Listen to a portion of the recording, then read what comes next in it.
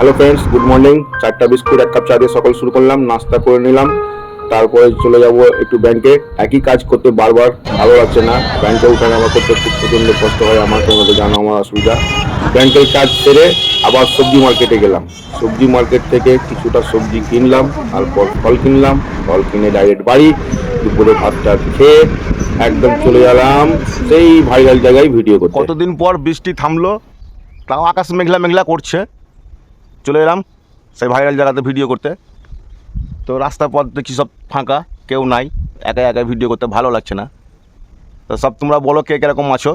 তারপরে রাত হয়ে গেল, রাতেবেলা চলে এলাম বন্ধুর দোকানে। আর পাশে মুড়ির দোকানে মুড়ি ভাজছিল, তোমাদেরকে শেয়ার করার জন্য একটু ভিডিওটা করে নিলাম কীভাবে মুড়ি ভাজছে দেখে নাও।